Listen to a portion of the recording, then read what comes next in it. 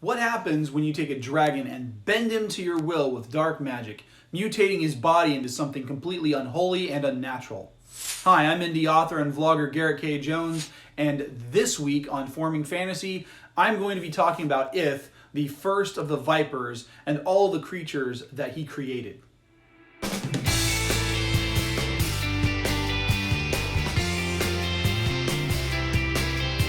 Hey, happy Saturday. Hope you guys are doing well. Things are a bit chaotic, which I guess is a bit of an understatement. One of the things that I've done is I've started building a vegetable garden in my backyard with my brother, but it's been raining, so that's going to be a little difficult to get done right now. But it's to help offset going to the store for fresh produce.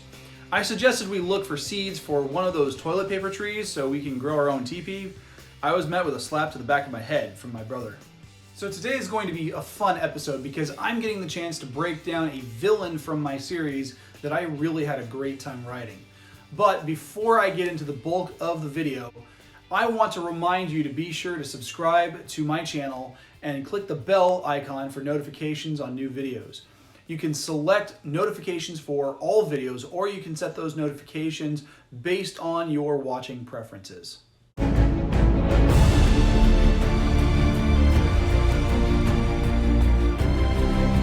So this morning I'm introducing you guys to Ith, the Vipermyst. Ith is a character I've developed for more than 20 years. When I originally created the story of the Dragon Mist back in high school, the character was much different. He was a very human, escaped murder convict who stumbled on a magic talisman and turned into a supernatural creature. The original design was loosely based on the inspiration I got from the villain in Peter Jackson's movie, The Frighteners. As the character evolved, I wanted to keep the spectral supernatural element, but it became a later addition to the character's arc through the series. Since he was meant to be Gavin's antithesis, I wanted him to start off as a dragon, but it had to be something different, something dark and twisted. I'm a big fan of balance, so I created the Vipers as a dark equivalent to dragons. Ith is the first Viper. He was turned into one by Menenias. During Menenias' expulsion from the Mystics Academy prior to the start of Book 1, Ith and Menenias were to be bonded as a Dragon Mist, and Menenias wanted revenge for the rejection by the Academy, so he used dark magic to transform Ith into a Viper.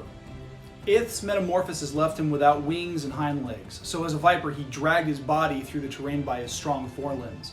Ith also lost the use of his fire, the glands in his mouth secreting a corrosive venom instead.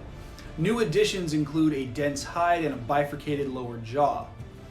Now that venom not only has an acidic quality on most things, if a Viper bites a dragon, they pass on the mutation in a similar way that vampires do.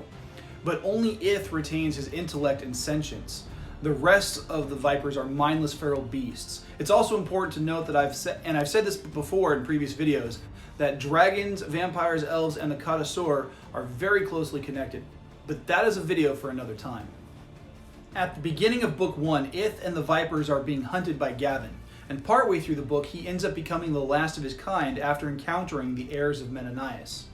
After striking a bargain with them, even though he hated Menenias for turning him into a monster, he still chose to work with them to kill Gavin.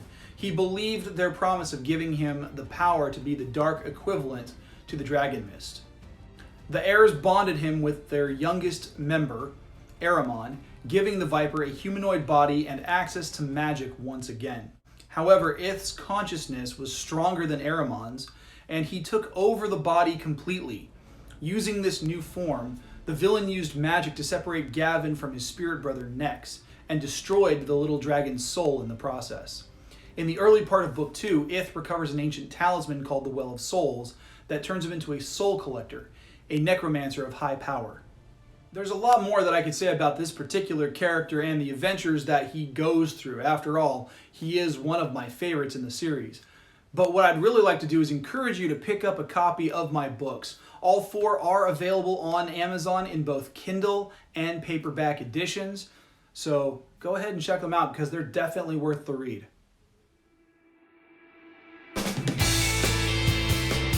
Hey, thanks for watching. If you like this video and you have additional questions, please make sure to hit the like button and leave a comment down below.